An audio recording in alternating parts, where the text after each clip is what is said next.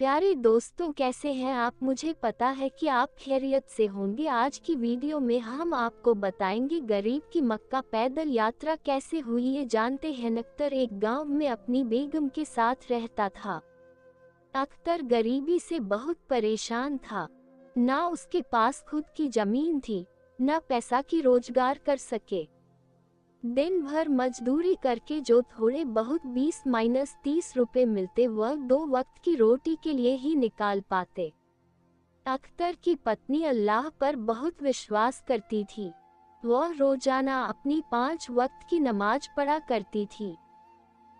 एक दिन जब वह नमाज पढ़कर खड़ी होती है, तब अख्तर बोलता है, अरे गुलशन, तुम्हारी खुदा को मानने और 5 टाइम की नमाज पढ़ने का कोई फायदा नहीं है। यह अल्लाह भी बड़ा कठोर दिल वाला है। कोमल हृदय की आवाज नहीं सुनेगा। मत किया कर इतना अल्लाह की इबादत। आज तक अल्लाह ने तेरी सुनी है, जो अब सुनेगा। वही गरीबी में दिन काट रहे हैं और इतने सालों से औलाद का सुख नहीं मिला, वह अलग दुख है हमारे भाग्य में। गुलशन, मुझे विश्वास है अल्लाह हमारी जरूर सुनेगे। मुझे अपनी इबादत और अल्लाह पर पूरा भरोसा है। अल्लाह एक दिन हमारी जरूर सुनेगे। हमारे सारे दुखों को एक दिन जरूर दूर करेंगे। अल्लाह के घर देर हो सकती है, अंधेर नहीं। अख्तर, चल देखता हूँ तेरे अल्लाह तेरे दिन रात नमाज पढ़ने और इबादत करने का कितना फल देते हैं। अभी मैं काम पर जा रहा हूँ, देखता हूँ कहीं मजदूरी का काम मिल जाए। गुलशन को अपने अल्लाह पर पूरा भरोसा था, पर अख्तर का अल्लाह पर बिल्कुल भी विश्वास नहीं कर पाता था। उसे लगता था कि गरीबी और निसंतानता दोनों ही दुख अल्लाह ने उसके भाग्य में क्यों लिखे हैं। एक दिन गुलशन ने बोला, सुनो जी, घर में कुछ भी खाने का नहीं रखा है, मैं क्या बनाऊं। अख्तर, मैं भी क्या करूं गुलशन। आज मैं भी साहब के पास गया था, लेकिन इस वक्त किसी के पास काम देने के लिए नहीं है। गुलशन, खुदा पर भरोसा रखो, वह जरूर हमें इस मुसीबत से निकालेंगे। ये थोड़े से चावल रखे थे, पानी में उबले हैं, खा लो। दिल छोटा मत करो, कोई ना कोई काम मिल जाएगा। हो सकता है कल सुबह कोई काम मिल जाए। अख्तर, बस कर गुलशन, बस कर। इतना भी अंधा विश्वास मत जगा अपने मन में अल्लाह के लिए। मुझे पता है वह हम गरीबों की नहीं सुनेगा। गुलशन को अपने अल्लाह पर पूरा भरोसा था, पर अख्तर का अल्लाह पर बिल्कुल भी विश्वास नहीं कर पाता था। उसे लगता था कि गरीबी और निसंतानता दोनों ही दुख अल्लाह ने उसके भाग्य में क्यों लिखे हैं। एक दिन गुलशन ने बोला, सुनो जी, घर में कुछ भी खाने का नहीं रखा है, मैं क्या बनाऊं। अख्तर, मैं भी क्या करूं गुलशन। आज मैं भी साहब के पास गया था, लेकिन इस वक्त किसी के पास काम देने के लिए नहीं है। गुलशन भी अख्तर की बात सुनकर परेशान हो जाती है। वो हमेशा अल्लाह का ध्यान करके सोती थी। रमजान के नेक दिन चल रहे होते हैं। गुलशन सारे रोजे किया करती थी और सच्चे मन से नमाज भी पढ़ा करती थी। एक दिन जब गुलशन सो रही होती है, वह सपने में देखती है कि खुदा बोल रहे होते हैं, उठो गुलशन, तुम मुझ पर बहुत विश्वास करती हो, तुम बहुत ही मन से रमजान और इबादत करती हो। मैं तुम्हारी इबादत से बहुत खुश हूँ। अब तुम्हारी सारी चिंताएं दूर होने वाली है। गुलशन, हे खुदा, मुझे आप पर विश्वास था, आप मेरी विपदा जरूर दूर करेंगे। गुलशन सपने से उठती है और इधर उधर देखने लगती है, पर वहाँ कोई नहीं होता है। वो अल्लाह का ध्यान करती है और सपना की बात अख्तर को बताती है।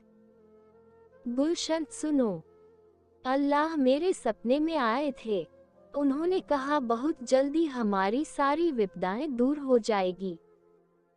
अख्तर, गुलशन, वह सपना है और सपने कभी सच नहीं होते। पर कोई बात नहीं, सपने में ही सही तुम्हें अपने अल्लाह के दीदार तो हुए। अच्छा मैं जा रहा हूँ, देखता हूँ खान साहब के पास कोई काम मिल जाए। अख्तर खान साहब के पास जाता है पर उसे वहाँ कोई काम नहीं मिलता है।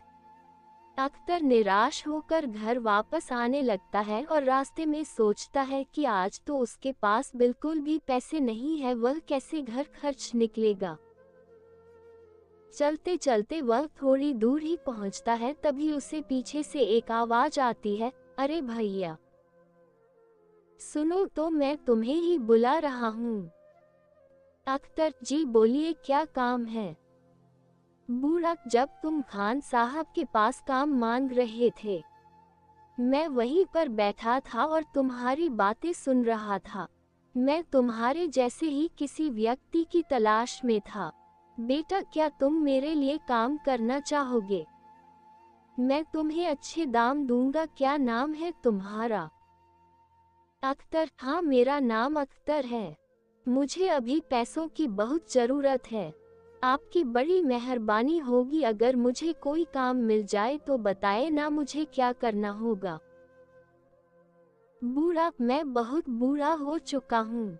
कुछ सालों से मेरी इच्छा थी कि मैं मक्का से जमजम का पानी लाऊं और यहाँ जरूरतमंद लोगों को मस्जिद में दूं, पर मेरी उम्र इतनी हो चुकी है कि मैं थोड़ा दूर भी चलकर थक जाता हूँ। क्या तुम मेरे लिए मक्का की परिक्रमा कर सकते हो और वहाँ का पानी भर कर ला सकते हो? यदि हाँ तो मैं तुम्हें इस पूरे काम के लिए 1 लाख रुपए दूंगा। बूढ़े व्यक्ति की बात सुनकर अख्तर को 2 मिनट के लिए विश्वास नहीं हुआ कि अचानक 1 लाख रुपए कमाने का उसे मौका मिल गया। उसने सपने में भी 1 लाख रुपए कमाने का नहीं सोचा था। अख्तर ने बूढ़े व्यक्ति को एकदम हाँ कह दी, क्योंकि उसे पता था कि वह इस वक्त गरीबी और लाचारी में किस तरह दिन काट रहा था। उसके पास कोई काम नहीं था। अख्तर बूढ़े व्यक्ति से बोला, ठीक है बाबा, मैं आपका काम कर दूंगा। मैं मक्का से जमजम का पानी ले आऊंगा। बाबा ठीक है, तुम कल सुबह ही मक्का के लिए निकल जाओ। फिर जब तुम वापस आओगे तो मैं तुम्हें पूरी रकम दे दूंगा। ये कुछ पैसे रखो, रास्ते में तुम्हारे काम आएंगे। बूढ़े व्यक्ति को मक्का से जमजम का पानी लाने के लिए हाँ बोलकर अख्तर घर आ जाता है और गुलशन को बताता है। गुलशन भी यह बात सुनकर बहुत खुश होती है और अख्तर के जाने की तैयारी करती है। अगले दिन सुबह अख्तर मक्का के लिए निकल जाता है। वह तो सिर्फ इसी इच्छा से पानी लेने जा रहा था, जैसे ही वह जमजम का पानी ले आएगा उसे रकम मिल जाएगी जिससे उसकी गरीबी दूर होगी।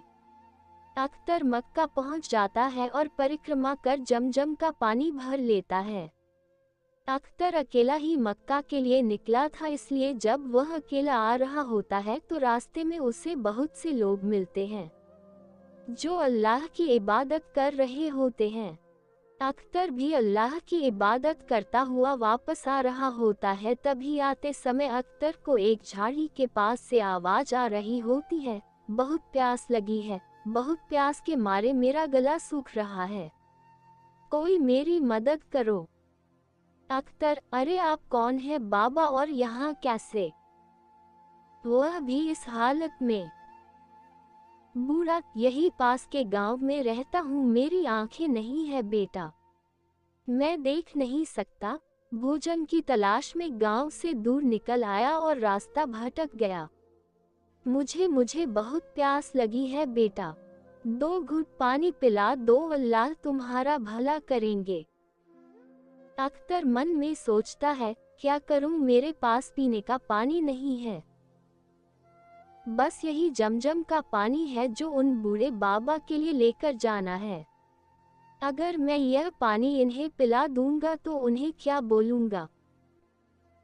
यह पानी तो जरूरतमंद और परेशान लोगों के लिए है और लाचार बाबा को जो प्यास से व्याकुल हो रहे हैं, ऐसे तो नहीं छोड़ सकता ना। मैं इन्हें पानी पिला देता हूँ और उन बूढ़े बाबा को बोल दूंगा कि मैं पानी नहीं ला सका।